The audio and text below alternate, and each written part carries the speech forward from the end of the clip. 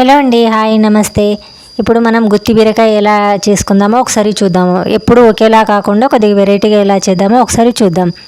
ముందుగా ఇలా శుభ్రం చేసి తొక్క తీసి పెట్టుకున్న బీరకాయలు తీసుకోవాలి. నేను ఒక 1/2 kg తీసుకున్నాను.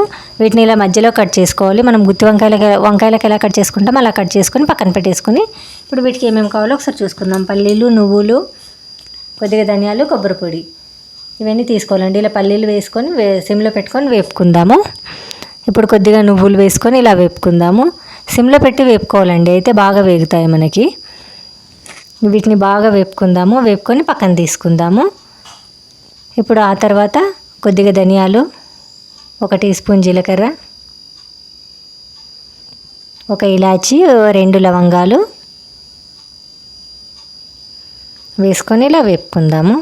ఒక రెండు నుండి 4 వెల్లుల్లి రెబ్బలు వేసుకుని యాడ్ చేసుకొని మిక్సీ పట్టుకుందాము. ఇప్పుడు వీటిని కూడా ఇందులో కలిపేసుకొని ఒక కప్పు కొబ్బరి పొడి వేసుకుందామండి. ఎండు కొబ్బరి వేసుకొని వీటిని పక్కన పెట్టేసుకుందాము.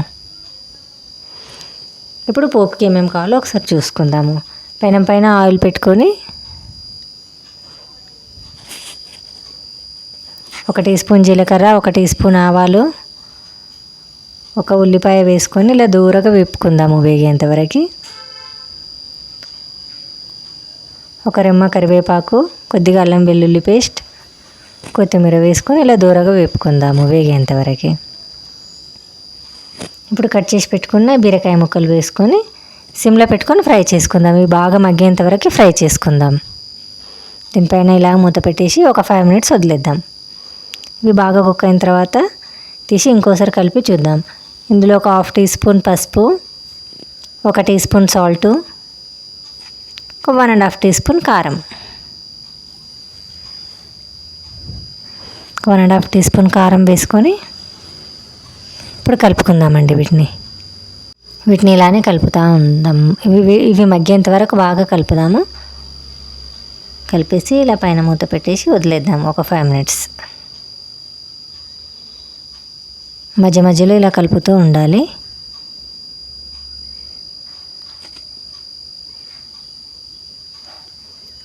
ఇవి ఫ్రై అయ్యేంత వరకు ఇవి బాగా మెత్తపడిపోవాలి ఇలాగా. ఇప్పుడు ఇంతకుముందు మనం వేపి పెట్టుకున్నాం కదా పల్లీలు, నువ్వులు, కొబ్బరి పొడి, వీటిని పేస్ట్ చేసుకొని ఇందులో వేసుకోవాలి. ఇంతేనండి, గుత్తి బీరకాయ కర్రీ ఎంతో టేస్టీగా ఉంటుంది. మీరు కూడా ఒకసారి ట్రై చేసి చూడండి, చాలా బాగుంటుంది.